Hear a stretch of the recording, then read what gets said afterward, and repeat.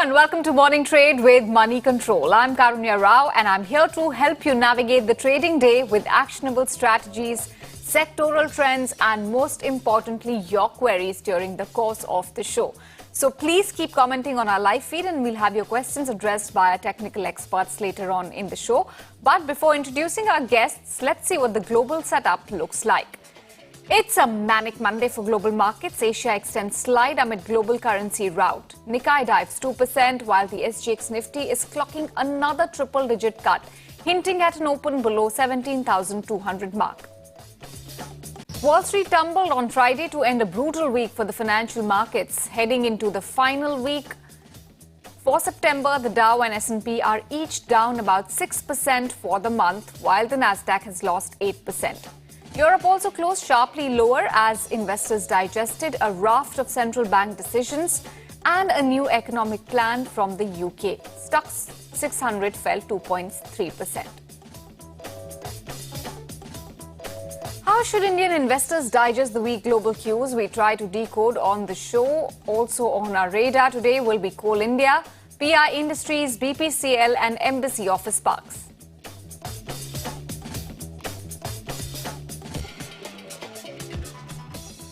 All right, let's kickstart the show and bring on board our first guest, Raja Venkatraman of Neo Trader. Good morning and thanks for joining in.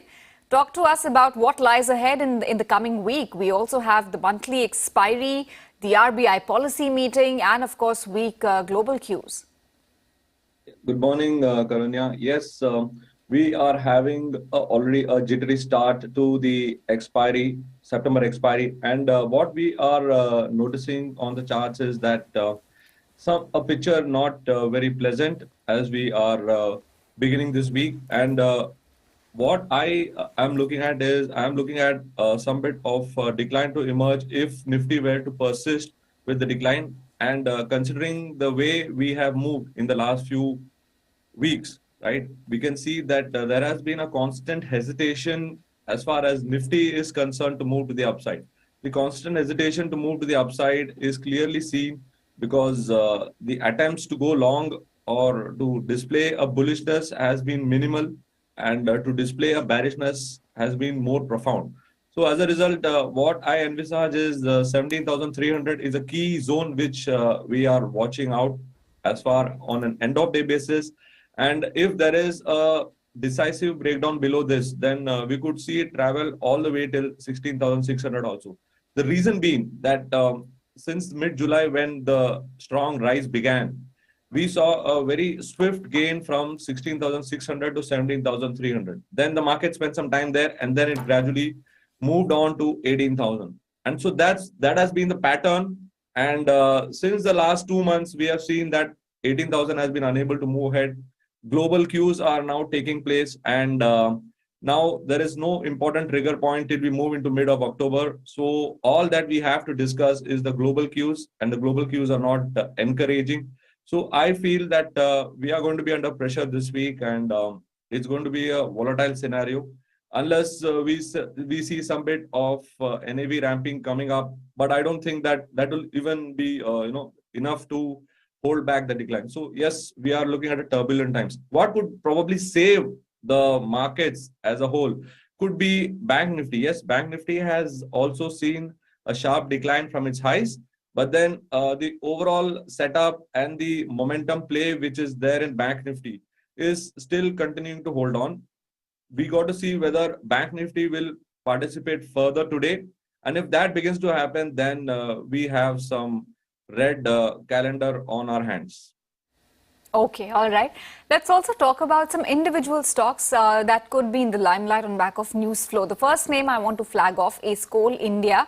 It's looking to sign MOU with 3 major PSUs for coal to chemical products, and it's also going to set up 4 surface coal gasification plants for the same. It's also looking at 100 MT coal gasification by 2030. Now, that's something we're picking up from the reports right now as far as its targets for gasification are concerned. But some development that could keep the stock abuzz. Talk to us about Coal India on the technical side. How is it poised? Coal India has done phenomenally well, especially after the government initiative on the freight rate matter. And you can see that the stock has moved on sufficiently from the levels of around 190, 200, from where it got that momentum play. And over the last few weeks, it has given a very good rise of around 20 to 25%. Now, what is undergoing is some bit of profit booking at higher levels. So Coal India's prospects continues to remain good. Any decline towards 200 to 205 could be a very good support area to watch out for, and it would be definitely on my buy list on a decline. Okay, all right. Want to move on to another PSU that has been actually the talking point for quite a few months now, BPCL. Of course, the news this time around is a bit different. They've signed an MOU with Brazil's national oil company, Petrobras. The move is essentially to diversify BPCL's crude oil sourcing for energy security in India. Essentially, what has happened is Bharat Petroleum subsidiary, Bharat Petro Resources, that has also decided to invest $1.6 billion to develop an oil block in Brazil. Talk to us about BPCL. Of course, it's been in the news on the back of largely because of divestment developments. But this one, of course, is an MOU, and this is to cap their or protect their sourcing security. Talk to us about the way forward for BPCL. Technically speaking, how does it look? BPCL has definitely made some good amends to its overall movement, and it is trying to rebound from lower levels of around 290, 295. But what we need to see is whether this news flow which is emerging right now, whether can it trigger some positive move in this particular counter. Overall prospects of BPCL continues to remain very sanguine, and we should be looking at BPCL more as a trading prospect right now rather than a investment prospect, because at higher levels around 350 it still continues to have some supply zones, and I would not envisage BPCL as a investing candidate. It's better as a trading candidate. And from the way the overall setup is looking like, it looks to be more pressured to the downside. Okay, so as opposed to Coal India, BPCL looks a bit weak right now. Moving on to some more corporate news flow, Embassy Office Park rate, that's another one that could be in the limelight today. Blackstone is looking to sell stake worth up to $400 million via block deals. And, as far as the buyer is concerned, Abu Dhabi Sovereign Wealth Fund is likely to pick up at least half of the stake that they're looking to divest. Again, a report-based story, but may as well be confirmed today's trading session. How's Embassy looking on the chart? See, Embassy has spent more than 2 years in a consolidation phase. So probably this news flow is not going to impact it much. Well, there have been news flows here and there, but there is no particular driver in the stock to take it higher or to take it lower. So it's best that it's left untouched by any new participant. For those who are already invested into the stock, they can continue to hold on with a stop loss below 340. Okay, all right. Next up is PI Industries. Promoter Mayank Singhal has offloaded 0.6% stake via open market. It's slightly over 10 lakh shares that he has hived off at a price of 3,150 rupees a piece. Talk to us about PI Industries. Chemical was, one of the biggest focal areas as far as market participants are concerned for the last few years. But has the rally sort of lost steam? What is PI telling you? Yeah, so in the recent rebound which has taken place, chemical sector has been one of the sectors which saw a good kind of bump up. And yes, this stock has also participated from the lower levels. And what has happened is the recent rise has actually, encountered a resistance zone around the September 21 highs. So what has really happened is that it has faced a strong resistance zone, and that's the reason why you're seeing some profit booking. Overall prospects continues to be positive for the sector as well as the stock. So any decline lower towards 2750 to 2800 should be a good zone to add into the stock, because again, a strong support zone is there, and overall prospects are definitely positive in this counter. All right. Okay. Let's also bring on board some of the viewer queries then. Lots of questions coming your way. I want to understand what's happening in M&M Finance as well before we, start with the viewer queries, because it really took it on the chin on Friday. Talk to us about the way forward here. Is the pain over, or is it likely to trade weak for the next few sessions as well? Yeah, so M&M Finance, again, NBFC, like everyone is familiar that the BFSI was the sector which was dominating, and a lot of movement we saw in the NBFC space as well. But what has happened is that this counter, after a sharp run, has once again turned into a profit booking zone. And the way forward, if you see over the last few months, has been kind of very labored, you can say. So if you're going to invest into this stock, then that's not a problem. The prospects are looking good. But if you're looking to trade this stock, you would continue to face volatile scenarios. So upward resistance zones around 225 to 230, and supports around 180 to 190 is the range which you can have for M&M Finance. All right, okay.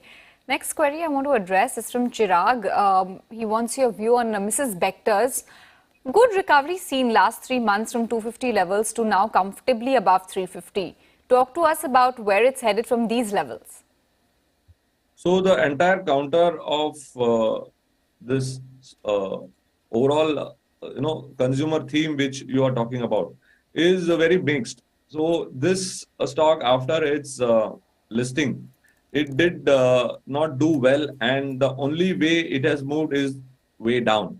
So the prospects of this stock continues to remain very tight, because many of the investors have got stuck into this counter. So at higher levels, you're going to see some supply. So I would wait for it to cross around 450 levels for me to take a fresh bullish opinion on this. Otherwise, it will continue to be an exit approach, because at every rally towards 450, you will see a lot of supply coming in. So there is some supplies which are going to emerge in this counter. So it's best avoided if you're a fresh entrant, or if you are already having the position, then you should take a look at the current levels and exit. Okay, all right.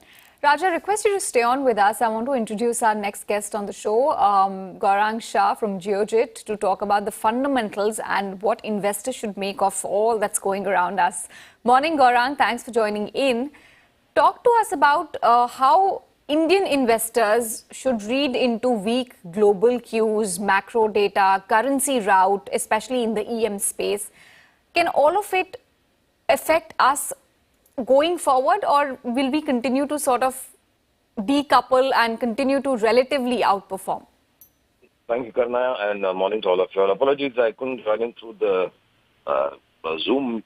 My laptop is not coming on. So my sense is, Karna, this week is also going to be quite interesting. You have the F1 expiry as far as our markets are concerned. Then you have the credit policy. And of course, you will have some data points coming in from the overseas market as well.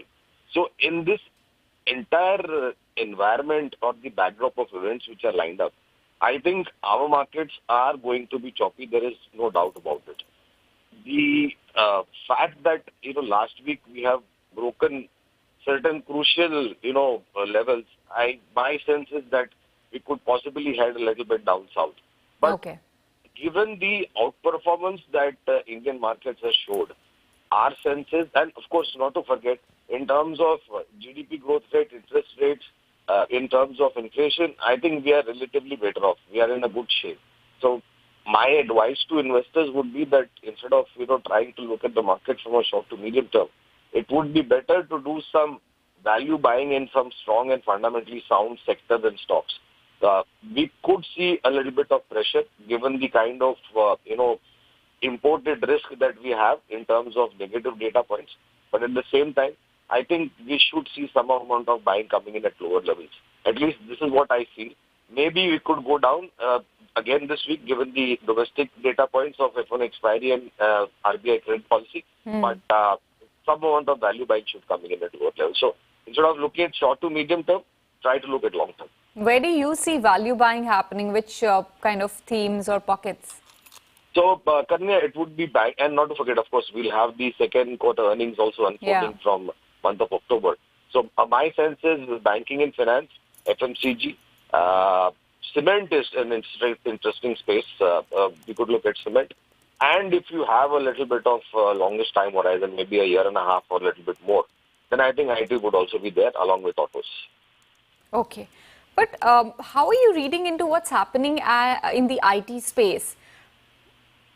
So, How are the Karan, fundamentals looking? Is it a time to bottom fish? Like you said, there could be some value buying happening, or are people still wary of of the impact of a possible recession in the US, which could hit many of these IT services companies? So I think inflationary pressures in the US and budget cuts, news has already been priced in, given the fact that you had got tremendous amount of lower levels as far as the IT stocks or IT index is concerned, Karanya. We at Geojits also believe that there could be pain in the earnings for the next maybe 2 quarters. But again, given the kind of historical performance of the IT index or IT companies, we believe that earnings will come back. There will be turnaround. It may take some time, but this is time to look at some strong names in the IT universe as well. Any avoids right now? Anything that looks slightly tricky or shaky, perhaps metals which are highly volatile, or any of these NBFC sort of pockets where we've seen some selling come by of late? So I would say power sector is something that you should possibly, especially government-owned companies, Karanya, power sector, I think you should stay a little bit away.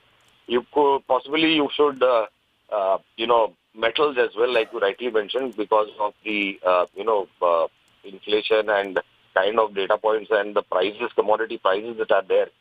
There could be some amount of pressure over there as well. And possibly I would avoid oil marketing companies for some time. Okay, all right. Thank you so much, Gaurang, then, for joining in and for talking to us about what's happening in the market and the good, bad and avoids for now as far as Indian market is concerned. Okay, let's shift gears and talk about the technicals once again. Raja is standing by. Let's bring him on board. Several queries that I want you to address, Raja. We were in the middle of that. Okay, Rahul Das is writing to us. He wants your advice on JM Financial. Last 2 weeks, good 10-15 bucks upside it has seen. But is that a temporary sort of a spot, or can it continue going forward? Yeah, so the JM Financial is in a space where we have witnessed some sufficient rise over the last few weeks.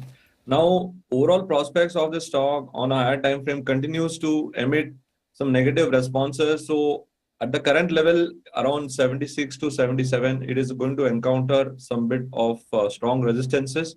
So it's best that if you're holding the stock, you should exit it. If you need a fresh entry, wait for a move above 80, then you can expect a move towards around 88 to 95. Okay, all right. Let me go to the next question. Akshay is writing to us. He's asking if the uptrend will continue in Schneider Electric from current levels. He says it has jumped from 120 to 190 quite swiftly. I'm assuming that was his buying point as well. What's the way forward here for Schneider? Yeah, so the prospects for Schneider continues to flourish, and the way the sector in which it is operating in right now. So it has been continuing to get good responses from the customer base as well, and the continued upward traction in this stock is expected to continue. You could buy at current levels. You could use dips towards around 135 to 130 is a good zone to enter into the stock if you have not yet entered in this counter. The prospects of at higher levels, we can expect a target of around 250 to 300 within the next 6 months. Okay. Next query is from Lakshman. He wants to know if BEL is likely to, how BEL is likely to end the September series. Not just BEL, but many defense companies have seen a good spike in the recent past, last 4-5 weeks. Specifically, if we look at BEL, how is it placed? What is the way forward? Yeah, so the defense push by the government has definitely added as a tailwind to many of these counters, be it BEL, be it BDL or HAL. So these are stocks which were never looked at, are suddenly witnessing some very, very good buying interest. So now, considering the way the market is behaving, you may experience some bit of decline, but then the overall prospects of these counters continues to remain good. And at every decline, you should be looking to add this counter to your portfolio, or at every decline, you should be looking to participate in this stock, because this stock has got a lot of bullish prospects. And I feel that now we may experience some correction. So in case you are willing to go short, then this could be a good time to go short, because the support levels are farther away. And if you're talking about BEL, the immediate support levels which I can look at is 100. So it could be a good trading bet for the current week. All right, okay. I want to flag off an IRCTC as well. Abhishek Kumar is wanting to know your advice here. Good recovery seen from June lows, about 80-85 bucks added on the upside. But how is the chart looking like right now? Because last 1-2 months, the stock, yes, it has seen its good days, but it has also been followed by certain, profit taking or some smaller dips. So what could be the trend going forward? Yeah, so what I personally feel is that the heyday in IRCTC is almost done. So now there are no positive triggers in IRCTC. So the initial euphoria which was there in IRCTC as an investment bet was completely fizzled out by a government initiative in October. And since October, the decline continues. Brief rallies you are seeing right now, they are continuing to attract some supplies. So I would not encourage anyone to invest into IRCTC at the moment. Okay.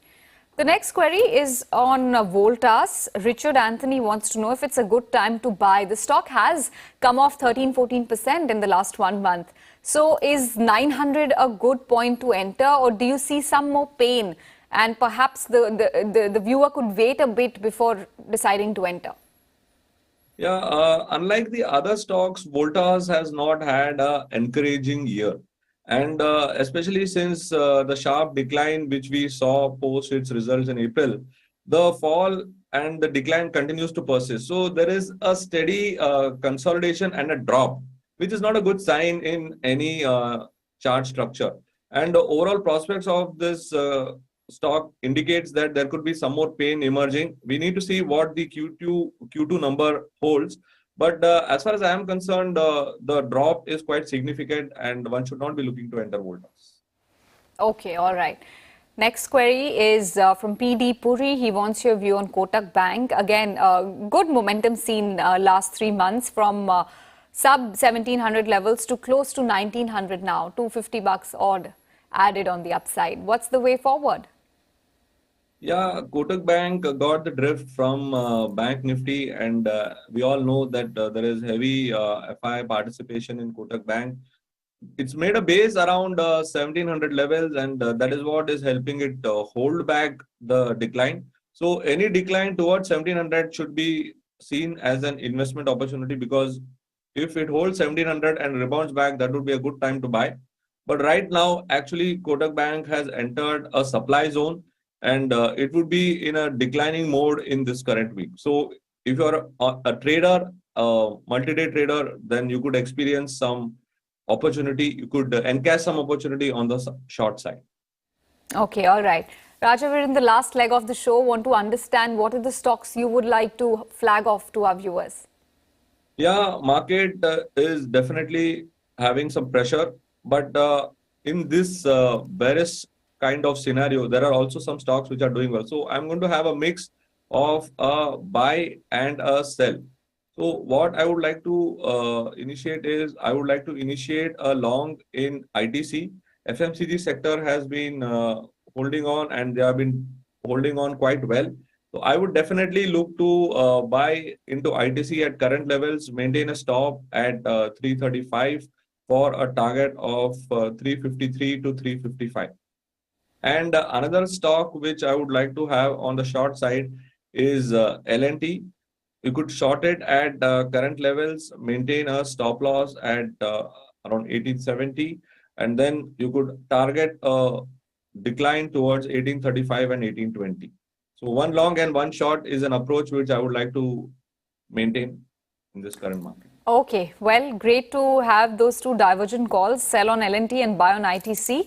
Thank you so much for joining in this morning and helping us out with a host of queries and talking to us about the technicals of all the stocks that could be in the limelight today.